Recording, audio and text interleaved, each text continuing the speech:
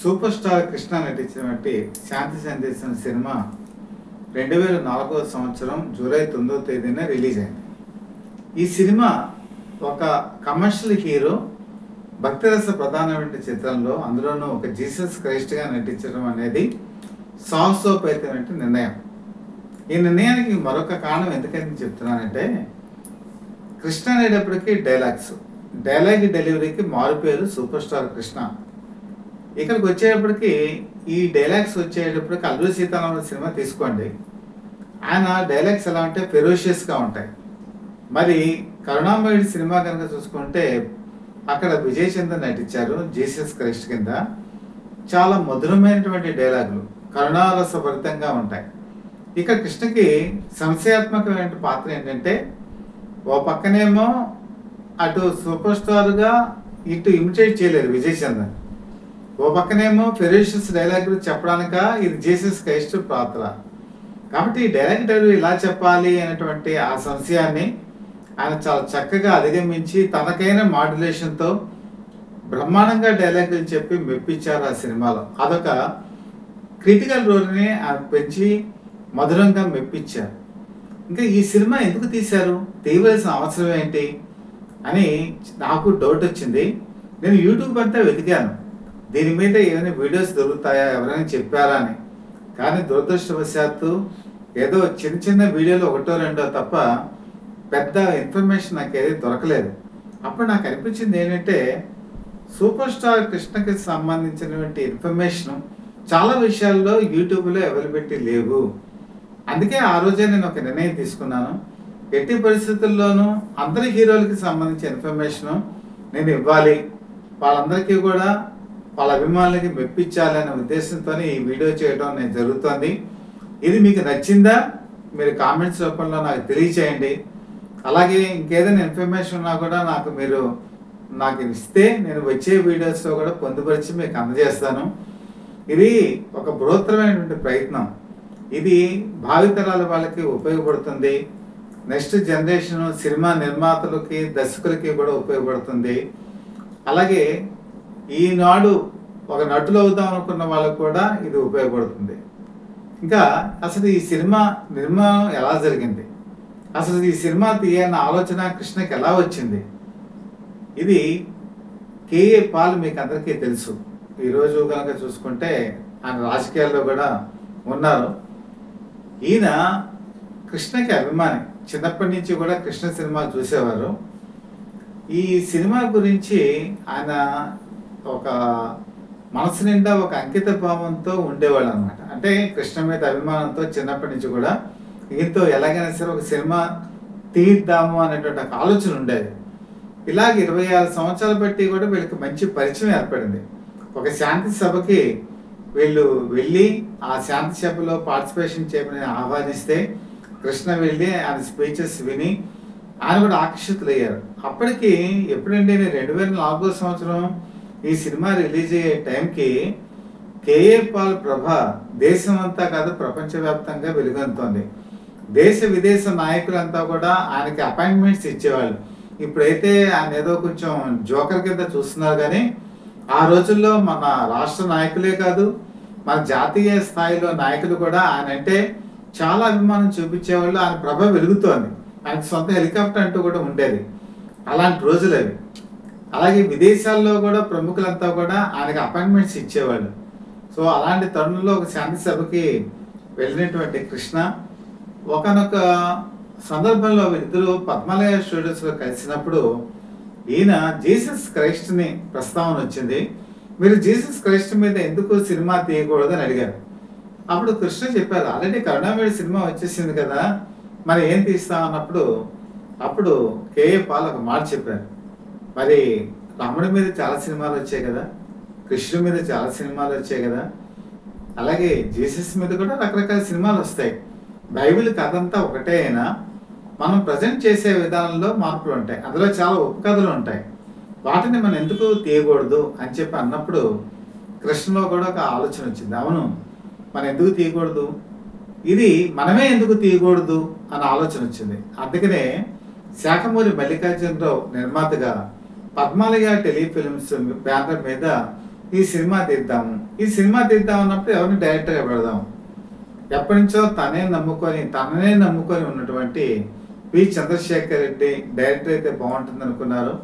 అలాగే మహారథి ఎప్పటి నుంచో తను నమ్ముకున్నటువంటి రైటరు, అతను పెట్టుకొని బాధ్యత అంతా ఆ ప్రాజెక్ట్ అంతా వాళ్ళకి అప్పచెప్పారు. కానీ అప్పచెప్పే ముందు ఆయన ఒక ఆలోచన వచ్చింది. ఏంటంటే ఆయన ఎప్పుడు కూడా కృష్ణకు ఒక అలవాటు ఉంది. ఒక సినిమా తీయాలి అనుకున్నప్పుడు అంతకుముందు ఏ సినిమాలు వచ్చాయో వాళ్ళ సినిమా తీసిన వాళ్ళని కన్సల్ట్ చేస్తారు. మీరు చూడండి, దేవదాసు సినిమా తీసేటప్పుడు అక్కినేని నాగేశ్వరరావుని కలిసి నేను ఇలా దేవదాసు మళ్ళీ తీద్దాం అనుకుంటున్నాను, మీకేమైనా అభ్యంతరం ఉందా అని అడిగారు. అక్కినేని నాగేశ్వరరావు నాకేమీ అభ్యంతరం లేదు అన్న తర్వాత మాత్రమే ఆయన సినిమా తీశారు. అలాగే మీకు అల్లూరి సీతారామరాజు సినిమా ఉంది. అల్లూరి సీతారామరాజు సినిమా అప్పుడు కూడా ఎన్టీ రామారావు కలిసి మీరు ఒకవేళ ఈ సినిమా తీద్దాం అనుకుంటే మీరు తీయండి, నేను వదిలేస్తానని కూడా అన్నారు. నేను తీయను, నువ్వు తీయద్దు అన్న తర్వాత అప్పుడు ఆయన తీశారు. కానీ మనకు ఒక అలవాటు అదే, అవతల వాళ్ళు సినిమా తీస్తానంటే తను తీరు. అలాగే ఇక్కడ విజయ్ చంద్ర కరుణామణి తీశారు కాబట్టి విజయ్ తనకి పిలిపించారు. విజయ్ చంద్ర తనకు మంచి మిత్రుడు. వీళ్ళిద్దరు కూడా కాంగ్రెస్ పార్టీలో ఉన్నారు, కాంగ్రెస్ పార్టీతో కలిసి ప్రచారం చేశారు.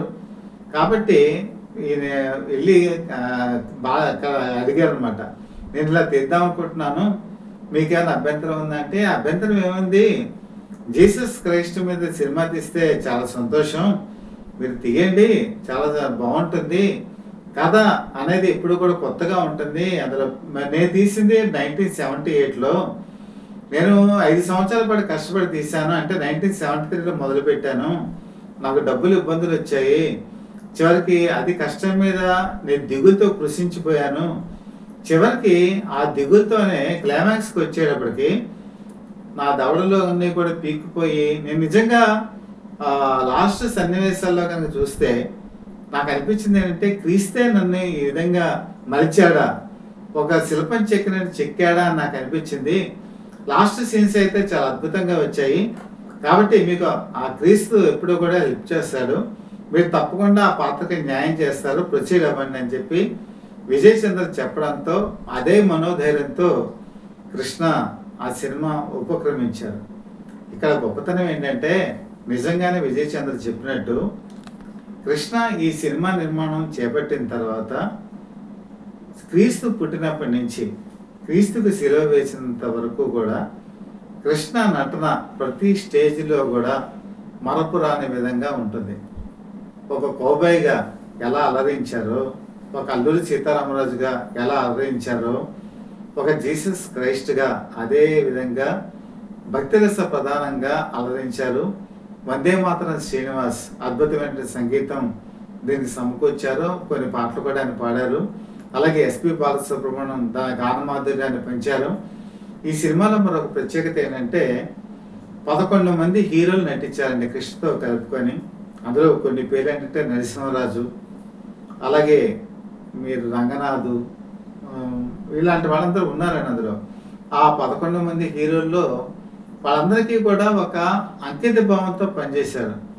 ఒకప్పుడు వీళ్ళందరూ కూడా నారాయణరావు చూడండి, నారాయణరావు ఒకప్పుడు మంచి హీరో, ఆయనకే అవకాశం ఇచ్చారు. హరిప్రసాద్ ఒకప్పుడు హీరో శివరంజన్ సినిమాలో, అతనికి అవకాశం ఇచ్చారు. సుమన్ ఒకప్పుడు హీరో, అతనికి అవకాశం ఇచ్చారు. ఇలాగా 11 మంది హీరోలు అండి, అందరికీ మంచి పాత్రలు ఇచ్చారు. మంచి పాత్రలతో మొట్టమొదటి నుంచి చివరి వరకు కూడా నిజంగా జీసస్ క్రైస్ట్ ఇలాగ ఉంటారా, డైలాగ్ డెలివరీతో అద్భుతమైన మాడ్యులేషన్తో కృష్ణలా నటిస్తారా అని చెప్పేసి అందరూ కూడా అలరించినటువంటి సినిమా ఇది. సినిమా థియేటర్లో కాకుండా కలర్జెస్ సినిమా చూడండి, మీకు టీవీలో స్మాల్ స్క్రీన్ మీద అద్భుత విజయం సాధించింది. అతని సినిమా చూడండి, మీకు చిన్న స్క్రీన్ మీద అద్భుత విజయం సాధించింది. అలాగే ఈ సినిమా కూడా స్మాల్ స్క్రీన్ మీద చాలామంది చూశారు. టెక్నీషియన్స్ దగ్గర నుంచి, పొలిటీషియన్స్ దగ్గర నుంచి, క్రిస్టియన్ మిషనరీస్ దగ్గర నుంచి అందరూ ఈ సినిమా చూశారు. వైఎస్ రాజశేఖర రెడ్డి లాంటి రాజకీయ నాయకులు కూడా, ఫ్యామిలీస్ కూడా చూశారు, అందరూ అభినందించారు. బెస్ట్ కాస్ట్యూమ్స్ అవార్డు కూడా ఈ ఫిల్మ్కి దక్కింది. అలాగే సహజ నటి జయసుధ ఒకటి ఈ ప్రాంతంలో ఆవిడ కూడా క్రైస్తవ మతం స్వీకరించి వాళ్ళ ఫ్యామిలీ కూడా ఈ సినిమా గురించి చాలా పరితపించి చూడటం కూడా జరిగింది. ఎందుకంటే కృష్ణకి చాలా దగ్గర బంధువు సాజినటి జయసుధ. ఇలాగా చాలామందిని ఆకట్టుకున్నటువంటి ఈ సినిమా కృష్ణ జీవితంలోనే మర్చిపోయినటువంటి సినిమా. నేను చెప్పాను కదండి, నేను 2006లో పద్మాలయ స్టూడియోస్కి రెగ్యులర్గా వెళ్ళేవాడిని. వెళ్ళినప్పుడు కృష్ణ గారి క్యాబిన్లో ఆయన వెనకాలే పైన అనమాట కూర్చున్న సీటుకి కొంచెం పైభాగాన ఈ ఫోటో ఉండేది, జీసస్ ఉన్నటువంటి ఫోటో. ఇదే ఆయన నటించినటువంటి స్టిల్ ఒకటి ఉండేది. నేను అడిగాను, ఏమంటే మీరు చాలా బాగున్నారు ఈ ఫోటోలో అంటే, సినిమాలో కూడా చాలా బాగున్నారంటే, నేను అనేక సినిమాలు నటించాను. అనేక సినిమాల్లో ముఖ్యంగా నేను అల్లూరి సీతారామరాజు సినిమాల్లో నటించినప్పుడు ఆయన క్లైమాక్స్లో కొన్ని గెటప్స్లో కనిపిస్తారు. రాముడి గెటప్, జీసస్ క్రైస్ట్ గెటప్, అలాంటి గెటప్లో కనిపిస్తాను. ఆ గెటప్ నిజంగా అయితే జీవితంలో ఈ సినిమాలో కూడా వేశాను. అలాగే అసాధ్యుడు అనేటువంటి సినిమాలో అల్లూరి సీతారామరాజు గెటప్లో కనిపిస్తాను. అది నిజంగా అల్లూరి సీతారామరాజు సినిమాలో కూడా వేశాను.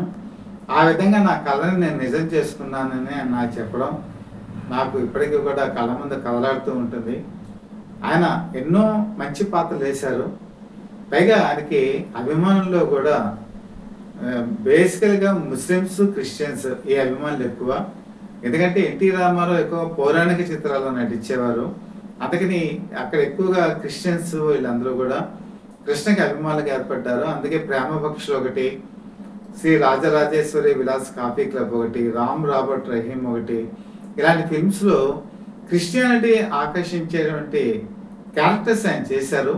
అలాగే ఈ సినిమాలో కూడా వాళ్ళని ఆకట్టుకునే పాత్ర వేయటం, దేశ విదేశాల్లో ఉన్నటువంటి వాళ్ళందరూ కూడా ఈ సినిమాను చూసి ప్రశంసించడం కృష్ణ నట జీవితంలోనే ఒక కలికితురాయి.